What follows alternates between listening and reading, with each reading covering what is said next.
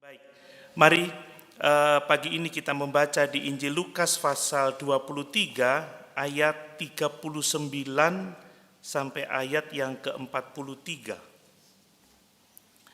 Lukas pasal 23 ayat 39 sampai ayat 43. Saya baca untuk kita sekalian. Demikian firman Tuhan. Seorang dari penjahat yang digantung itu menghujat dia, katanya, "Bukankah engkau adalah Kristus? Selamatkanlah dirimu dan kami." Tetapi yang seorang menegur dia, katanya, "Tidakkah engkau takut juga tidak kepada Allah, sedang engkau menerima hukuman yang sama? Kita memang selayaknya dihukum, sebab kita menerima balasan yang setimpal dengan perbuatan kita. Tetapi orang ini tidak berbuat sesuatu yang salah."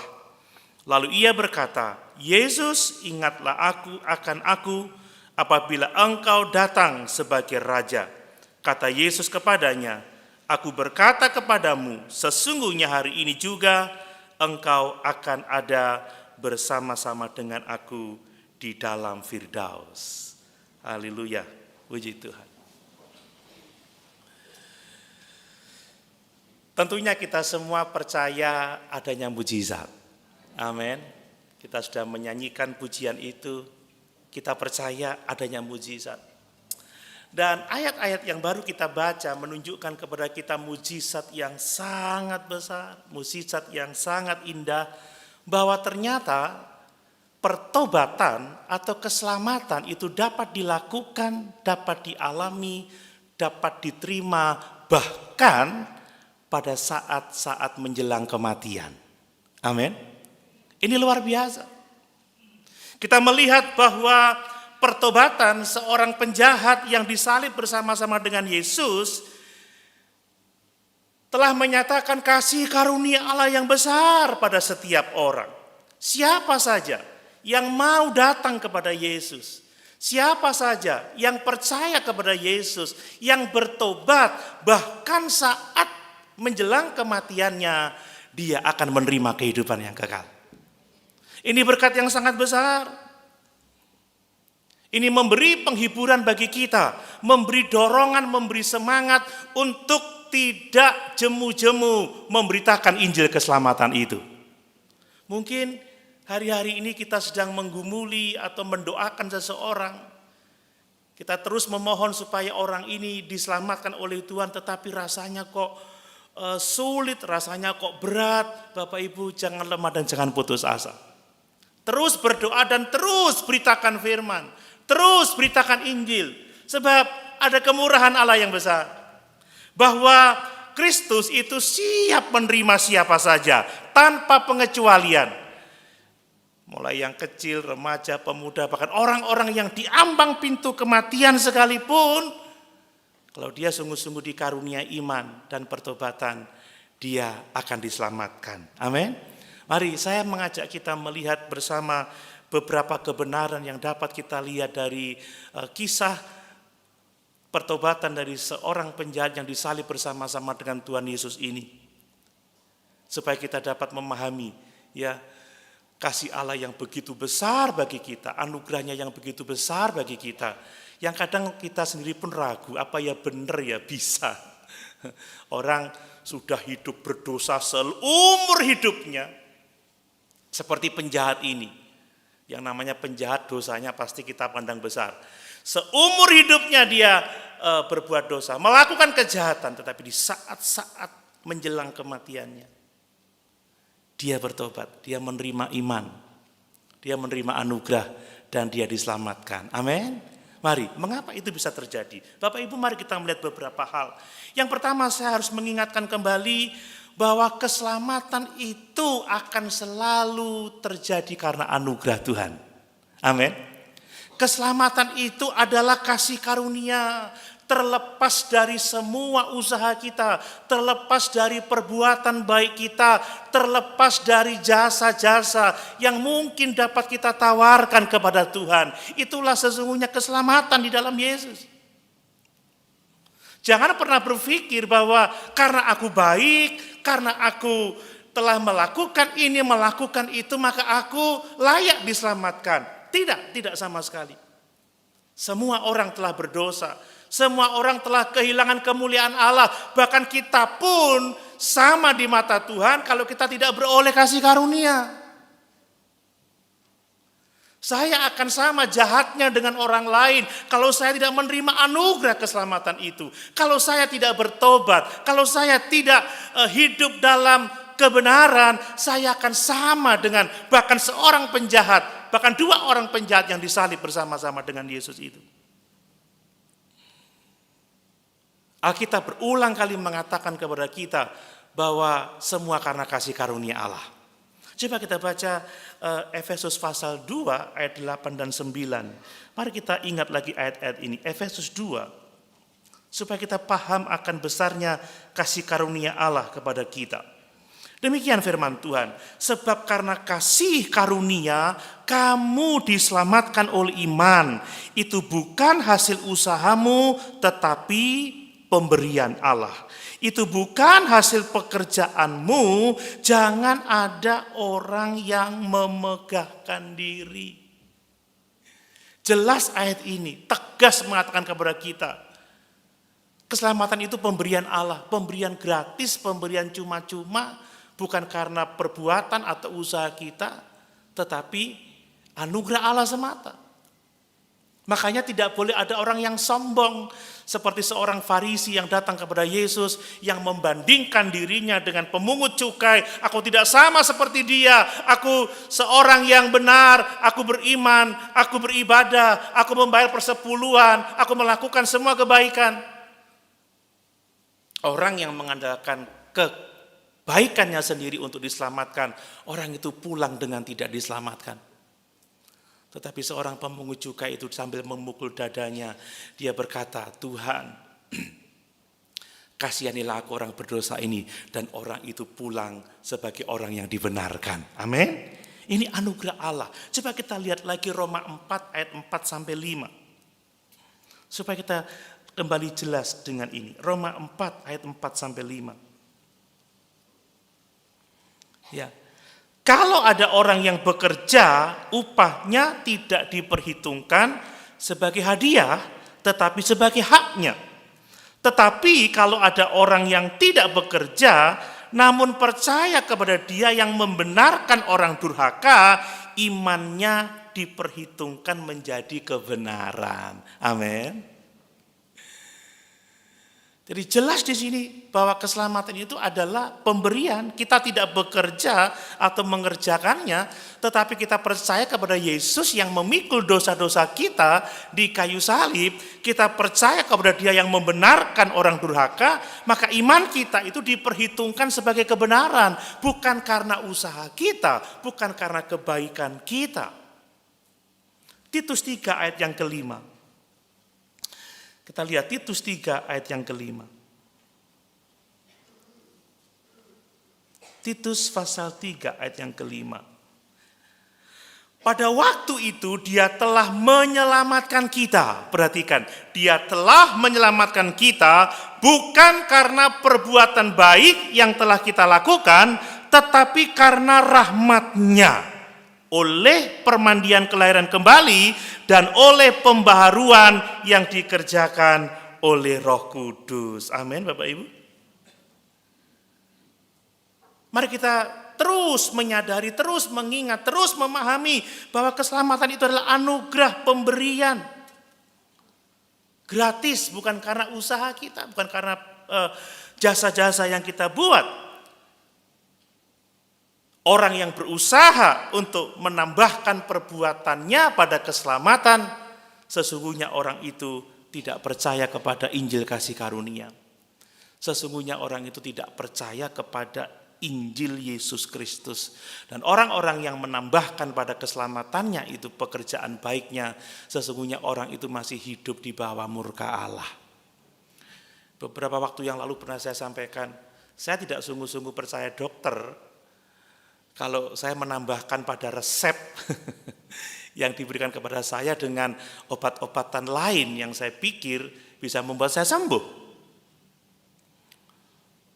Kalau kita mengaku percaya Yesus sebagai penebus dosa, tetapi di saat yang sama kita mengandalkan perbuatan baik kita, maka sesungguhnya kita tidak percaya pada Yesus. Sesungguhnya kita percaya pada diri kita sendiri, percaya kepada usaha kita sendiri. Nah, Bapak Ibu, ini juga digambarkan oleh Tuhan Yesus melalui perumpamaan yang disampaikannya di dalam Matius pasal 20 ayat 1 sampai ayat yang ke-16, ketika dia berbicara tentang kerajaan Allah seperti seorang pemilik kebun anggur yang keluar di pagi-pagi benar untuk mempekerjakan orang-orang di kebun anggurnya. Setelah sepakat gaji yang akan mereka terima 1 dinar sehari, maka orang-orang itu bekerja di kebun anggur Tuhan ini, saudara. Kemudian jam 9 pagi orang ini kembali ke pasar melihat orang-orang nganggur. Kenapa kamu nganggur? Enggak ada yang mempekerjakan aku, Tuhan. Sudah, kerjalah ke kebun anggurku, aku akan bayar kamu dengan pantas. Kemudian dia masuk lagi jam 12 ke pasar itu. Dia datang lagi jam 3, dia datang lagi jam 5 sore mempekerjakan orang-orang itu di kebun anggurnya. Dan saat malam tiba, Bapak Ibu yang dikasihi oleh Tuhan, maka Tuhan ini memerintahkan mandornya untuk memanggil hamba-hamba itu. Dan dia mulai memberikan upah kepada yang bekerja jam 5, kemudian bekerja jam 3, bekerja jam 12, dan bekerja jam 9, bekerja yang pagi-pagi benar. Ketika yang bekerja pagi-pagi benar jam 9 melihat yang jam 5 sore masuk mendapat 1 dinar. Yang jam 3 sore masuk mendapat 1 dinar. Yang jam 12 masuk mendapat 1 dinar, yang jam 9 dapat 1 dinar. Kemudian yang pagi-pagi ini berpikir, aku pasti akan dapat lebih dari 1 dinar. Tapi apa yang terjadi, saudara? Tuhan itu menggaji 1 dinar. Karena apa? Itu anugerah, itu pemberian. Keselamatan itu adalah kasih karunia Allah semata. Ketika orang-orang yang bekerja mulai pagi hari, bahkan mungkin yang jam 9 ini bersungut-sungut, apa kata Tuhan itu? Hei kamu semua, aku membayar sesuai dengan kesepakatan, sesuai dengan harga yang telah kita atur tadi. Maka apakah kamu iri ketika aku berkemurahan kepada orang lain? Apakah kamu iri kalau aku menggunakan uangku semaunya aku? Mari kita bersyukur bahwa Tuhan telah menetapkan keselamatan itu adalah anugerah semata. Amin. Sebab kalau itu bukan anugerah, tidak ada seorang pun dari kita yang dapat diselamatkan. Kenapa? Sebab semua orang telah berdosa, semua orang telah kehilangan kemuliaan Allah. Tidak ada yang benar, seorang pun tidak. Semua orang telah dibutakan mata rohaninya oleh ilah zaman ini sehingga tidak mungkin dia melihat kemuliaan Yesus. Ya. Dan bahwa manusia duniawi tidak akan dapat mengenal perkara-perkara rohani. Itu sebabnya saudara, mari kita bersyukur. Sebab dengan jelas Yesus mengatakan keselamatan itu gratis, keselamatan itu cuma-cuma, tidak berdasarkan pada jasa atau perbuatan manusia. Itu sebabnya kalau Tuhan ingin memberikan keselamatan kepada orang-orang yang kita pikir tidak layak, saudara, itu haknya Tuhan. Amin. Kita enggak boleh iri dengan tindakan itu. Kita enggak boleh protes, itu haknya Tuhan kok. Seperti kita membaca di Roma 9 ayat 11 sampai 13 itu ya. Rencana Allah itu harus terjadi sesuai dengan pilihannya, sesuai dengan panggilannya, bukan karena perbuatan manusia. Lihat, Allah telah memilih Yakub yang disebut penipu itu sebelum dia dilahirkan. Dia berkata kepada ibunya bahwa yang muda akan menjadi tuan bagi yang tua. Dia berkata apa? Aku membenci Esau tetapi mengasihi Yakub. Itu hak Tuhan, saudara. Makanya jelas di sini bahwa keselamatan itu sepenuhnya anugerah, sehingga kita bisa melihat bahwa orang yang disalib bersama dengan Yesus yang bertobat itu, dia memiliki hidup yang kekal. Jangan ragu, jangan bimbang. Anugerah Allah sangat besar bagi semua orang. Amin. Bahkan di injury time, saudara ya, di saat-saat menjelang kematian, seseorang bisa mengalami pertobatan, seseorang bisa mengalami keselamatan. Coba pikirkan apa yang bisa dilakukan oleh seorang penjahat yang diselamatkan ini. Dia tidak punya kesempatan untuk berbuat baik. Dia tidak punya kesempatan untuk dibaptis. Dia tidak punya kesempatan untuk melakukan apapun juga. Tetapi di saat dia bertobat, Yesus berkata apa? Hari ini juga engkau bersama-sama dengan aku di dalam Firdaus Allah. Amin. Saudara, mari kita bersyukur. Jangan sampai kita menjadi orang-orang yang mengandalkan pada perbuatan baiknya sendiri untuk diselamatkan. Karena jujur harus kita akui, dosa yang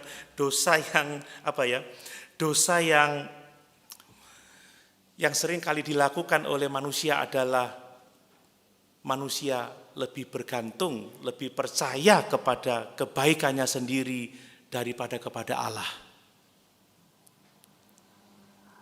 Kita seringkali menganggap diri kita dapat memberikan kredit poin kepada Tuhan sehingga kita boleh diselamatkan. Waktu kuliah hari Jumat yang lalu, ada seorang mahasiswa yang bertanya kepada saya, Pak dosen, kredit poin apa yang dimiliki oleh Abraham sehingga dia dipilih oleh Allah, dipanggil oleh Allah untuk menjadi bapa bagi banyak bangsa, menjadi bapa bagi orang beriman. Saya katakan, tidak ada sedikit kredit poin pun. Semuanya itu adalah anugerah Allah. Amin. Kalau saat ini kita menjadi pengikut Kristus, menjadi orang-orang percaya yang memiliki pengharapan akan keselamatan, bukan karena ada sesuatu yang dipandang oleh Tuhan sebagai kredit poin dalam kehidupan kita. Tidak sama sekali. Itu semua karena anugerah Allah yang besar yang telah dilimpahkan kepada kita. Itu sebabnya, saudara, mari kita yang menerima anugerah ini tahu mengucap syukur kepada Tuhan. Tahu berterima kasih, tahu melayani. Saya terkesan dengan Ibu Gembala pada waktu Dr. Hanifah itu, Dr.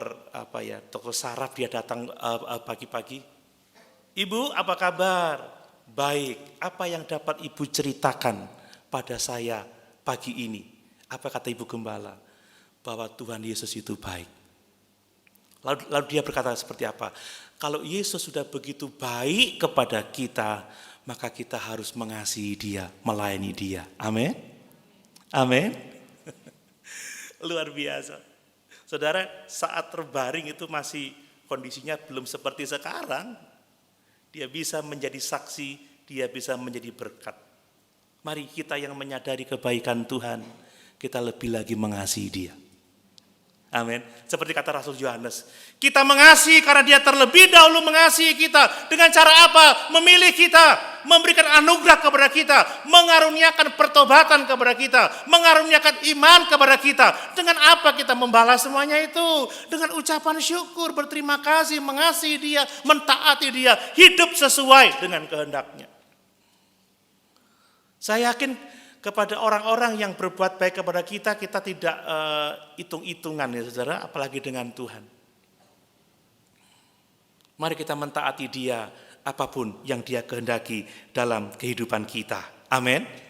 Yang berikutnya kita belajar dari pertobatan atau keselamatan seorang penjahat ini adalah bahwa keselamatan itu akan selalu diterima melalui pertobatan dan iman kepada Yesus, saudara. Ya, kita melihat sesungguhnya dua orang yang disalib bersama dengan Yesus ini, dua-duanya ini meminta keselamatan. Kalau engkau Mesias, turunlah, selamatkanlah dirimu dan selamatkanlah kami. Dua-duanya meminta keselamatan dari Yesus. Tetapi tidak dua-duanya yang diselamatkan. Hanya satu orang yang diselamatkan. Pertanyaannya, mengapa ada perbedaan? Mengapa dua-duanya meminta? Kalau engkau Mesias, selamatkanlah dirimu, selamatkanlah kami. Kenapa hanya satu orang saja yang diselamatkan, saudara? Sebab hanya satu orang yang bertobat dan percaya. Amin. Pencuri yang satu yang tidak selamat ini, Dia marah, dia getir, dia geram. Bahkan dia meminta dengan sepertinya mengejek, kalau engkau Mesias, selamatkanlah dirimu, selamatkanlah kami. Tidak ada iman, tidak ada pertobatan, tetapi penjahat yang selamat, kita melihat ada iman di sana, ada pertobatan di sana, saudara ya. Ini adalah dua tanggapan yang sangat berbeda. Ternyata saudara, tidak semua orang memiliki respon yang sama, itu sudah pasti ya. Dari dua orang ini, yang satu marah, yang satu geram, yang satu menghina, kalau engkau Mesias, selamatkanlah dirimu, selamatkanlah kami. Tetapi yang satu, dia menghardik temannya. Tidakkah kamu juga takut kepada Allah? Kita dihukum karena kesalahan kita, tetapi orang ini orang benar. Orang ini percaya Yesus itu orang benar, tidak melakukan kesalahan. Saya yakin dia percaya Yesus bukan manusia biasa. Sehingga imannya dan pertobatannya itu saudara telah mendatangkan keselamatan yang besar kepada dia. Jadi jangan sampai ketika kita menghadapi firman, menerima firman, kita menjadi orang-orang yang keras hati. Tetapi mari kita berdoa supaya Allah berkemurahan untuk mengaruniakan pertobatan kepada kita. Amin. Saudara, perhatikan. Mungkin ada yang bertanya, bagaimana yang satu bisa mengeraskan hati, bagaimana yang satu bisa percaya dan bertobat. Bapak Ibu, ini semua karena anugerah Tuhan. Amin. Seperti Allah mencintai Yakub tetapi membenci Esau, demikianlah kepada kedua orang yang disalib bersama-sama dengan dia, Allah telah berkenan menganugerahkan keselamatan kepada seorang yang kita ketahui percaya dan bertobat ini. Itu semua karena anugerah Allah. Kenapa? Sebab tidak ada seorang pun yang dapat menyenangkan Tuhan. Semua orang telah berdosa, semua orang telah kehilangan kemuliaan Allah. Tidak ada seorang pun yang dapat merespon Allah dengan usahanya sendiri. Sebab semua telah mati dalam dosa dan pelanggaran. Ini anugerah. Saya mau menekankan ini anugerah. Coba Roma 8 ayat 7 dan 8. Roma 8 ayat 7 dan 8. Perhatikan di sana, ini anugerah. Sebab keinginan daging adalah perseteruan terhadap Allah, karena ia tidak takluk kepada hukum Allah. Hal ini memang tidak mungkin baginya. Mereka yang hidup dalam daging tidak mungkin berkenan kepada Allah. Semua orang di luar Yesus, di luar Allah, hidup dalam daging. Semua orang di luar Yesus telah mati karena pelanggaran dan dosa-dosanya. Sehingga kalau seorang ini bisa beriman, bisa bertobat, itu semua karena anugerah Tuhan.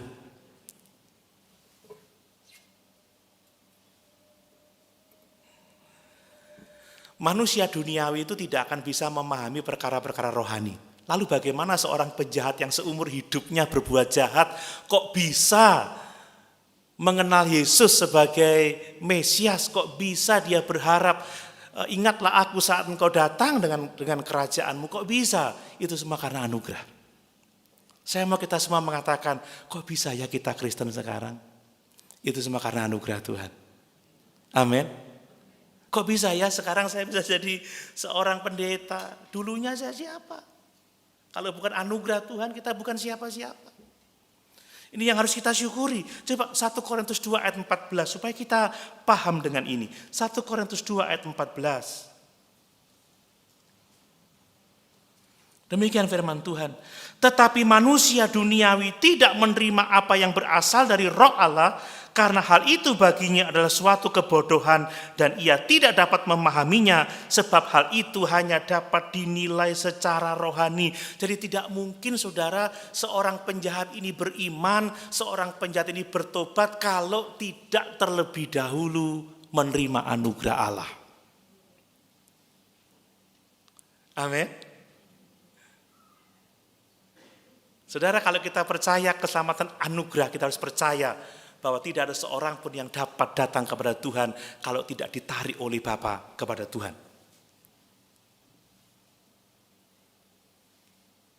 Coba kita lihat Kisah Rasul 11 ayat 18.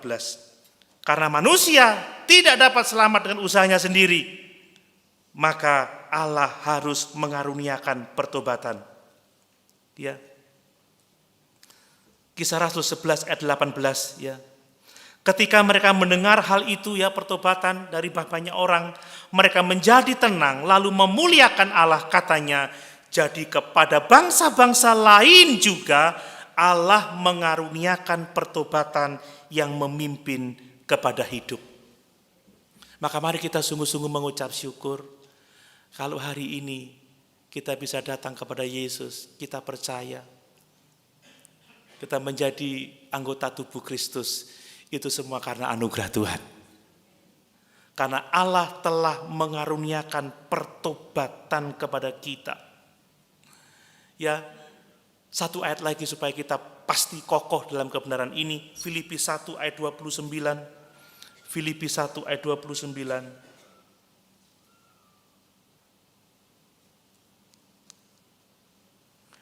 Coba perhatikan itu, sebab kepada kamu dikaruniakan bukan saja untuk percaya kepada Kristus, melainkan juga untuk menderita untuk Dia. Amin.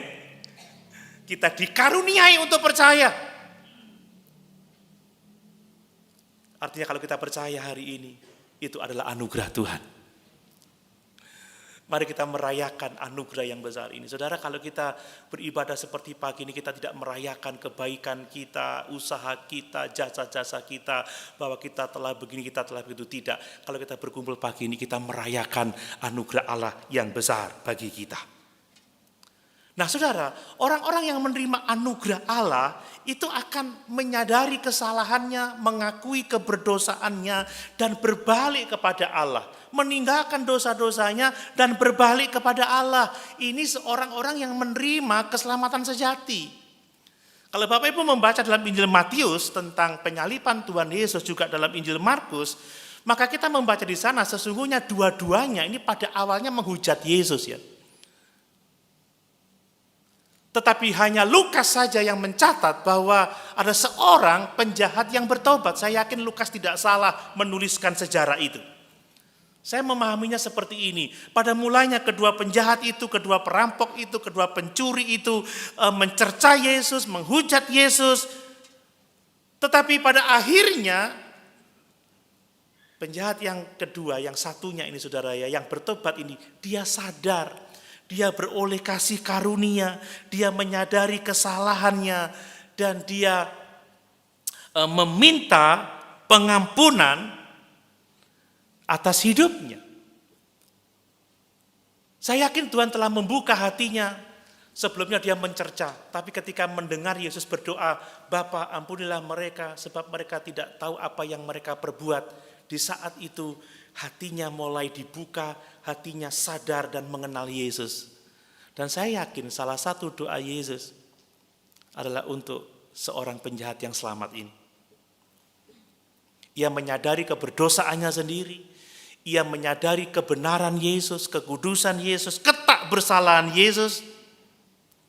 Dan semakin dia mendengar bahwa Yesus diejek, dihina oleh seorang penjahat yang lain itu, dia menegur orang itu, katanya, tidakkah kamu takut? Tidakkah juga kepada Allah?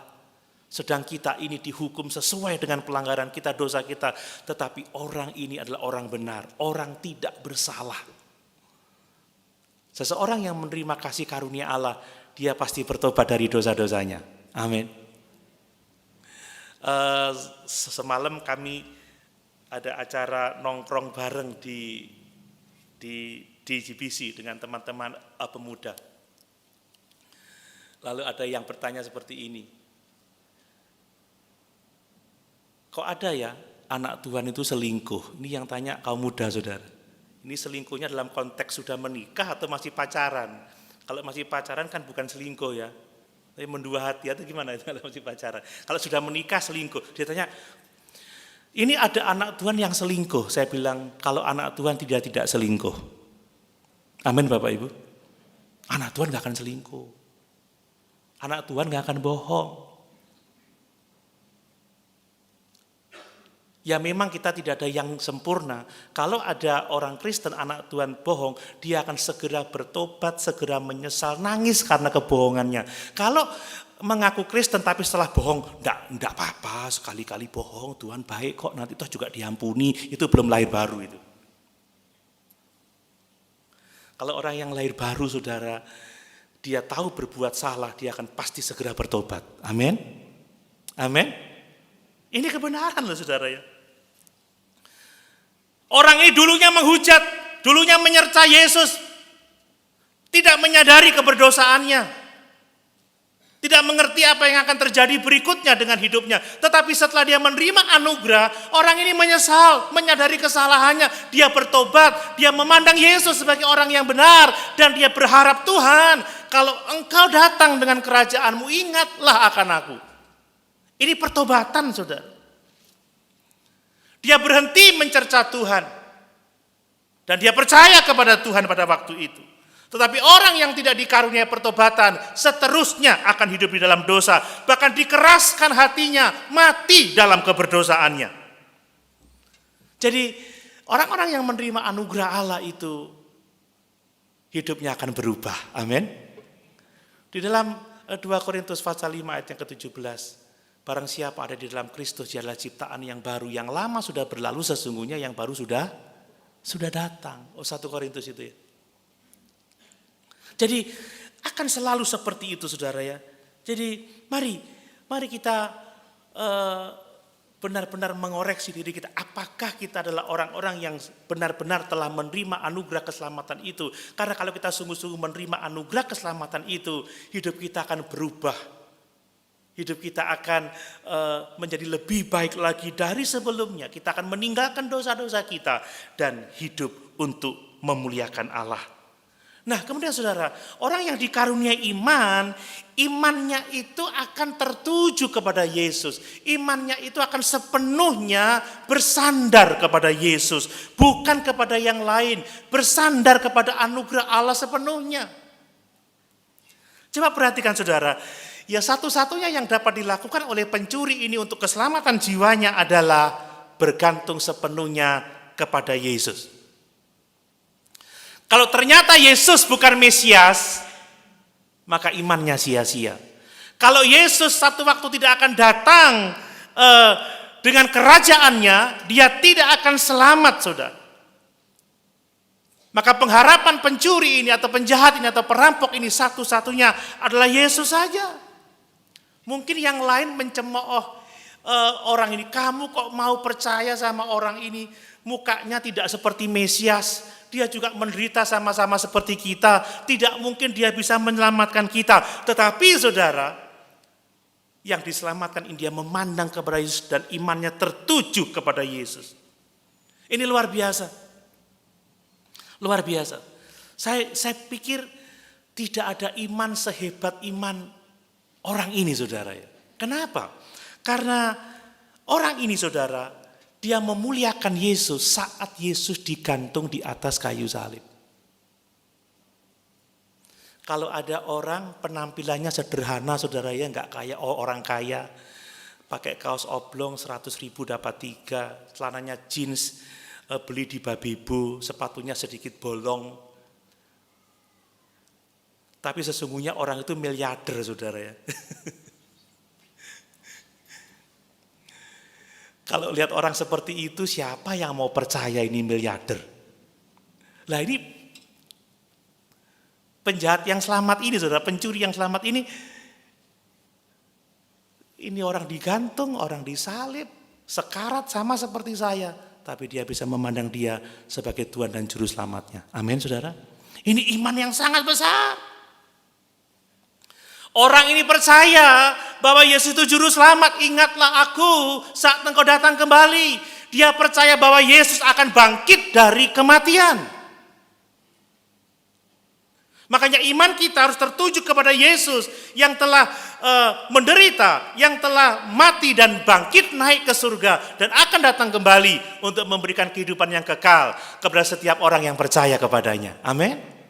Bapak Ibu percaya Yesus telah bangkit dan akan datang kembali menjemput kita? Sekalipun sekarang kita tidak melihat dia. Tapi kita percaya, kita mengasihinya, kita bersuka cita. Karena apa? Iman, saudara ya. Karena iman. Ini iman yang sangat luar biasa, saudara.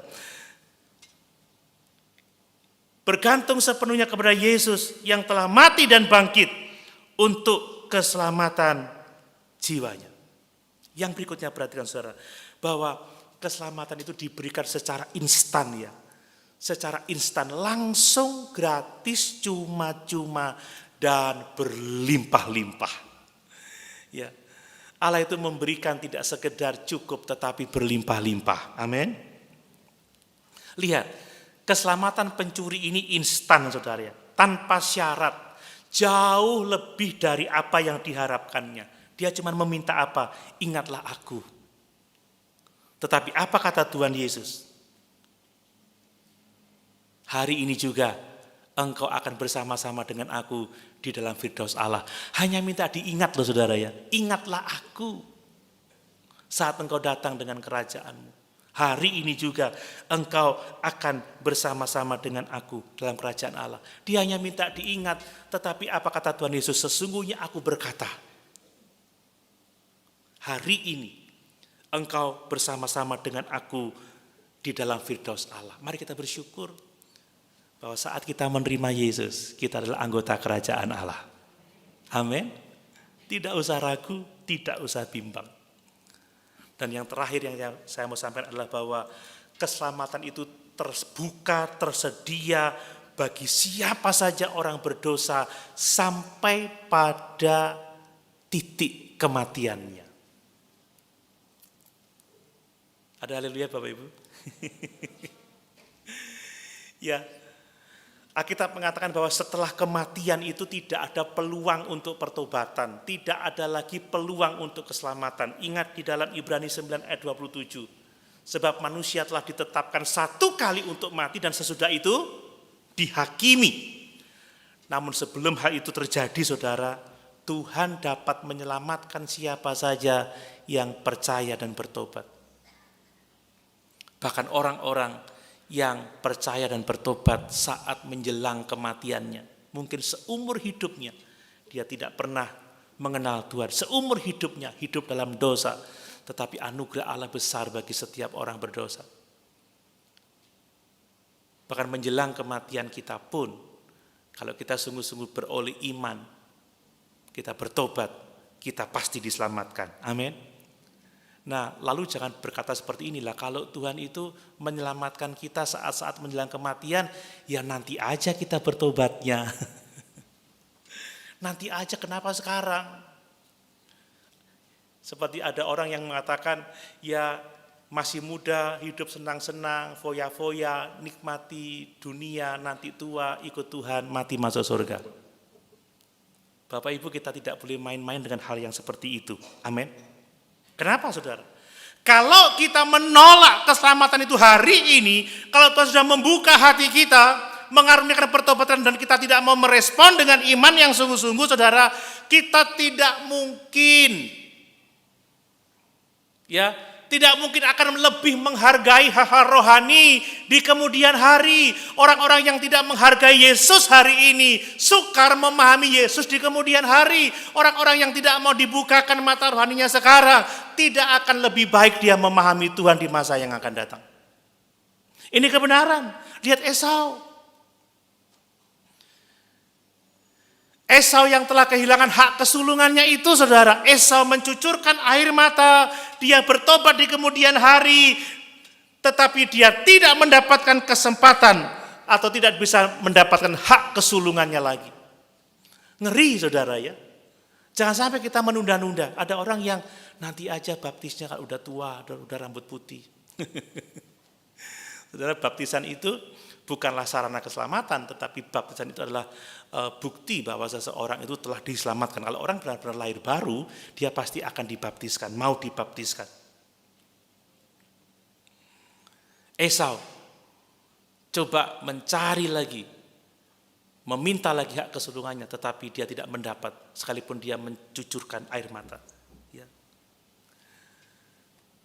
Kembali kepada seorang yang disalib ini, dia juga tidak akan mendengarkan Injil di lain waktu. Kalau hari itu dia tidak menerima anugerah Allah, kalau hari itu dia tidak percaya, tidak bertobat, maka tidak ada keselamatan di kemudian hari.